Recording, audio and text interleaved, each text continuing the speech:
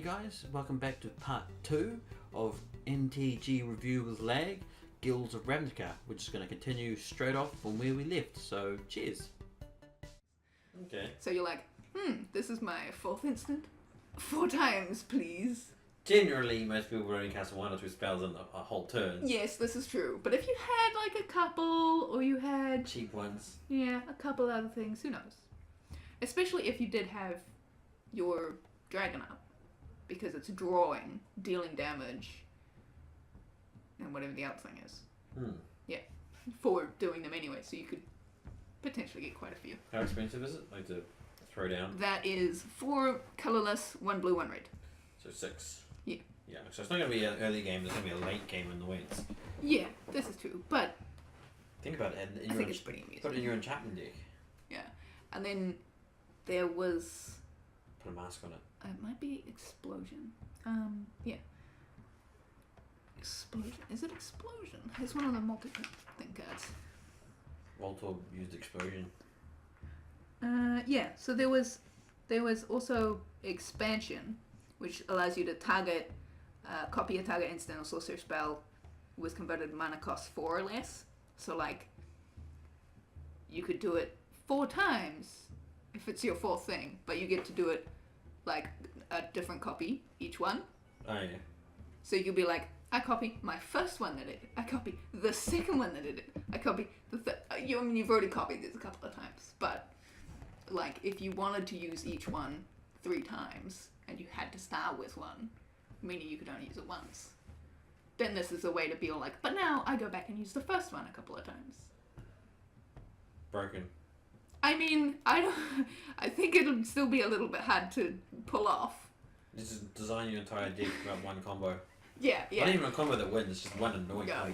God, I did that. I tried to have a deck, and I built this deck around this combo. And I mean, I didn't have the greatest cards, because pretty much you just have what you give me.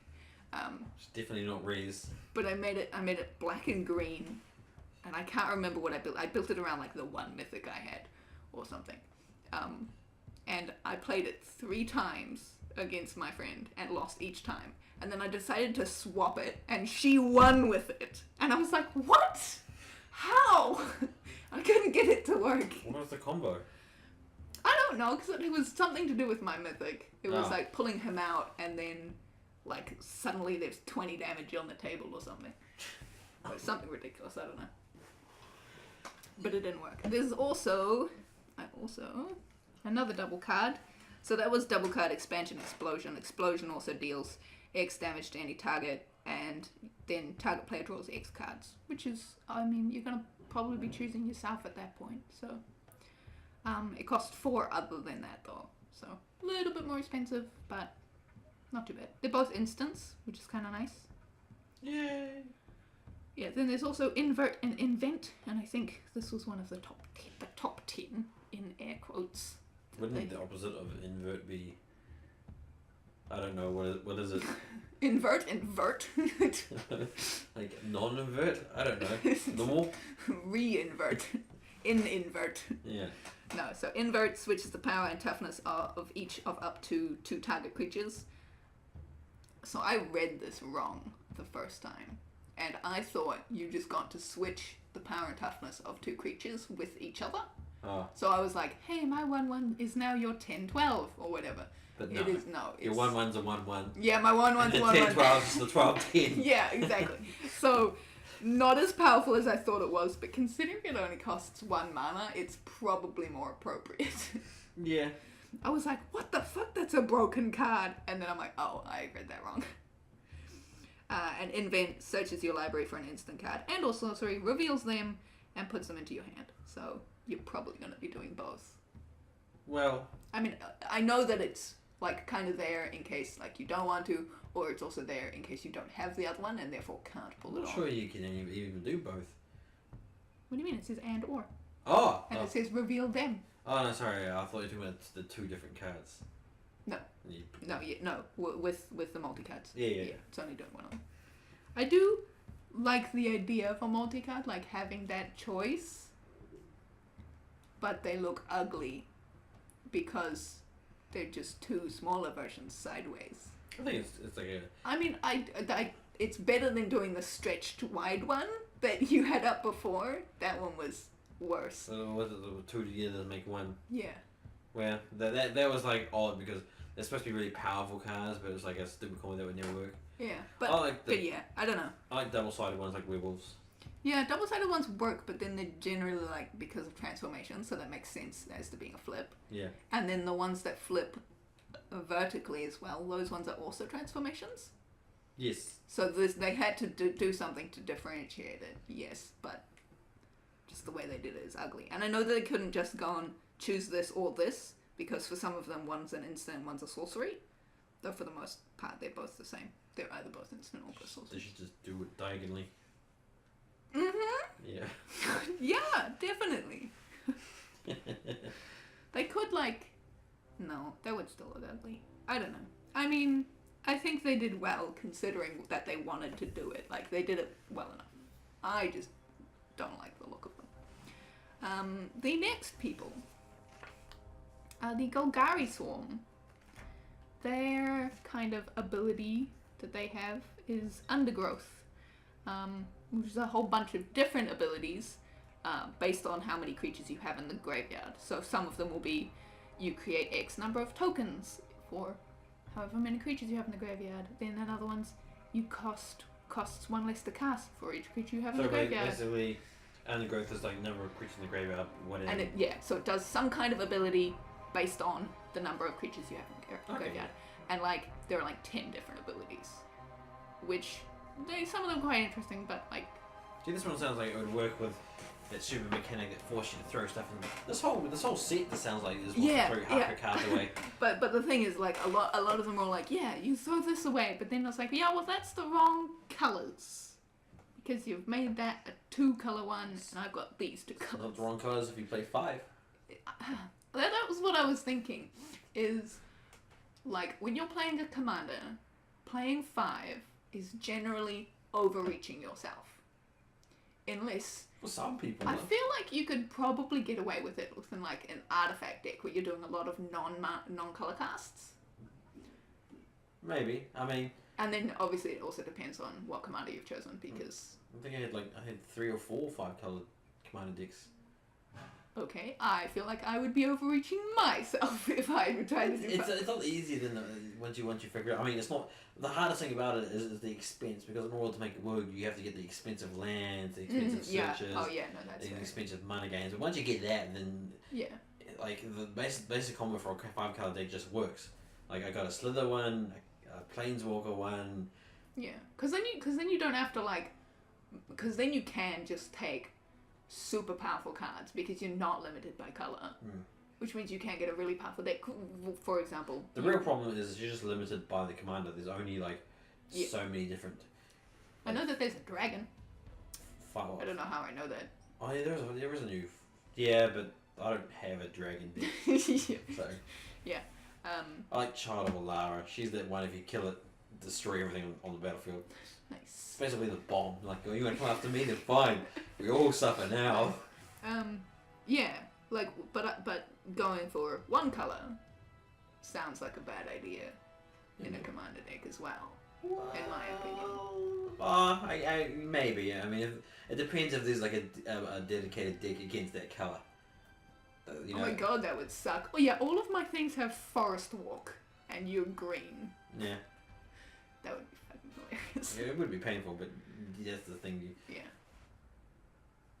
Like. Because I know that there are cards which will like choose a color. Oh yeah, like in a protection against a color of your choice, which is protection against green. You'd be like, ah. Yeah, and you're like, well, that's me out. Aesthetic, just all right. Yeah, I don't know. I just feel like for me as would be a new player, like a not quite so comfortable, and definitely not spending a whole bunch of money on this game at all. Like 3 and 3 is comfortable, and I would more likely go down to 2 than I would be to go up to 4 colors. But I have seen some very powerful monocolored colors. Like green has elves, like elf decks are really powerful. Fair enough. All the elves. I'm just gonna make a deck with camels only camels. What colour are camels? I don't know, but I know that there's a white camel. In fact, there are only like 3 camel cards in the entire game. That's better than I want to make a Moa deck, but there's only one Moa There's card. only one Moa card. So You'll just have to pretend. You'll just have to write on it legendary creature. So far my Moa deck is just like if it's just one. Well, if it's commander, it's 1 card. If it's any other deck, it's I can place it at 4 at least. Wait for more Moas. Yeah, so Golgari Swarm. You have Vraska, Golgari Queen. This is one of the ones you actually do have. We actually have the card. Yeah, this was this was their air quotes top 1 of their top 10 to look out for, and luckily was in our pack. It's the Gorgon. Yes, this is the one with their funny win condition one actually. So they've got a +2. You may sacrifice another permanent. If you do, you gain a life and draw a card. This one was interesting because you don't have to sacrifice it. I mean, yes, you get a bonus if you do, but you don't have to satisfy. So instead, you just get +2. Yeah, like you That's nice. don't have to satisfy it to do it. So if you don't have another one that you want to do, you can still do it. It also sounds like a reversed version of Raul's ability, because is +1 to draw a card and then lose a card. It was +1 to look at the top 2 and then draw one, put one in the graveyard. Yeah. And so like this one, you're still losing a card, but you're still gaining a card, and you get a life. So it's slightly better. Yeah. The only difference is rather than drawing straight away, you have to sacrifice a permanent, which means it has to be on the field. Yeah, and this one's also a +2. Yeah. I mean, like, but there's also that you don't have to do it, which I really like. Definitely makes her a bit stronger than some other things, but... And she can get to her ultimate ability in around about the same time. Yes, Not if she had doubling season and came in with double. That wouldn't work, No, because no. she'd only be on 8 out of 9 That when would, she starts with 4. that'd be the reason she wouldn't be included. Yes. If I can't ultimate them in one turn, then I'm not really interested. Fair enough. Yeah, so... Well, then you just have to have, like, all 5 colours, and then you get the masked one, and you put a mask on her. No. Yeah, her -3, her first minus ability is destroy target non-land permanent with converted mana cost 3 or less. Kind of like, I don't know if you'd really be doing that one. Not really. Not with the mandatory 3 or less. If it's just destroy target non-land permanent. Because -3. Yeah. So it's kind of expensive for her. But one of the 3 or less, 4 or less maybe would be nicer.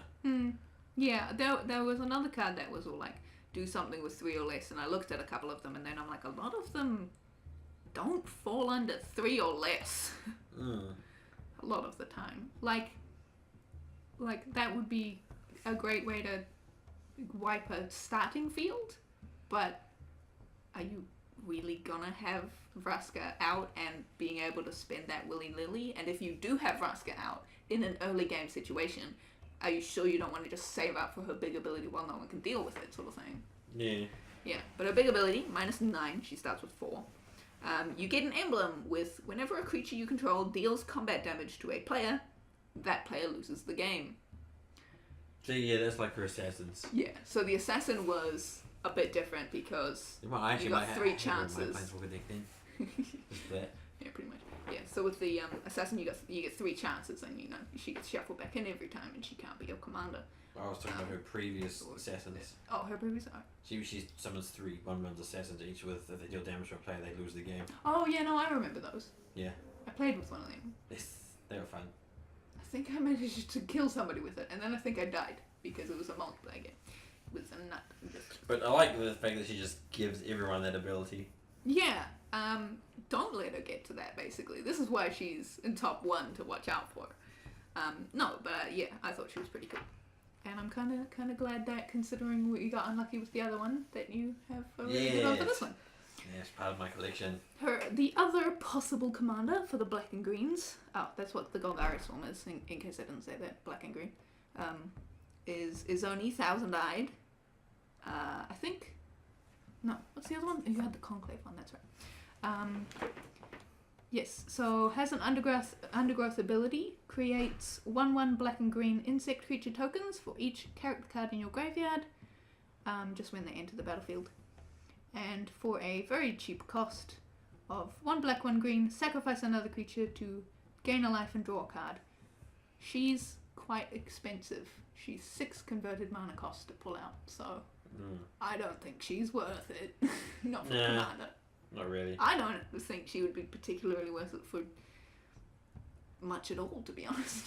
So what's her ability again? So she has an undergrowth ability, which Yeah. creates 1/1 tokens.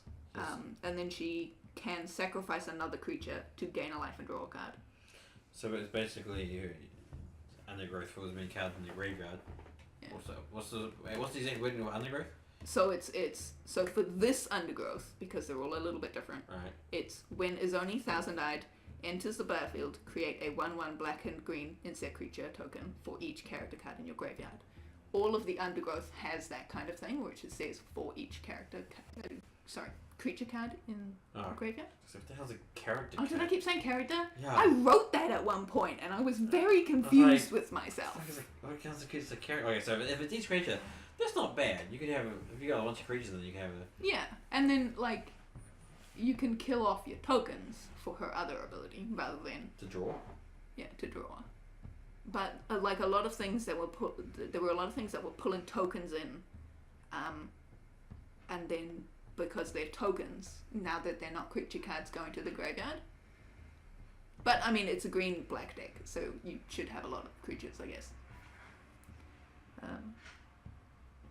Yeah, kind of.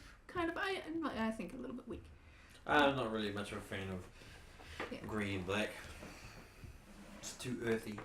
Yeah, with the Vraska actually, there's an Okran Assassin card.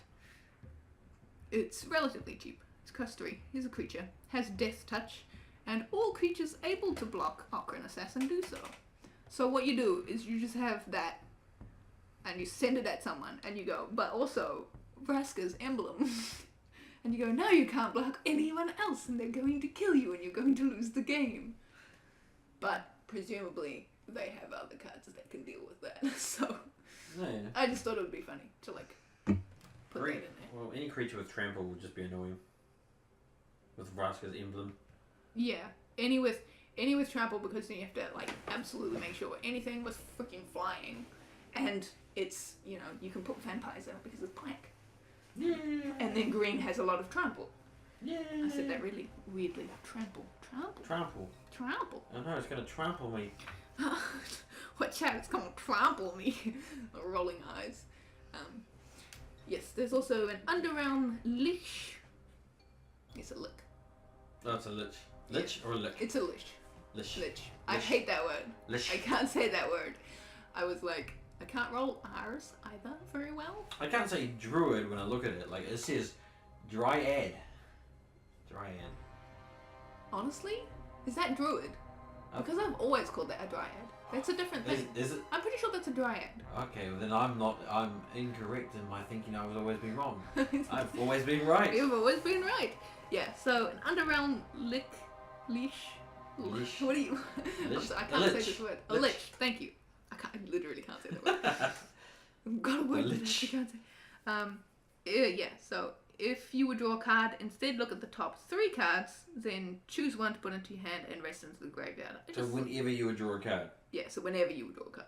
Right. Yeah. So I thought it was just kind of interesting, and you can pay 4 life to give it indestructible until end of turn, so you just basically get to keep it, but it taps. So basically you can just keep it. I just included that one because it was a mythic, so...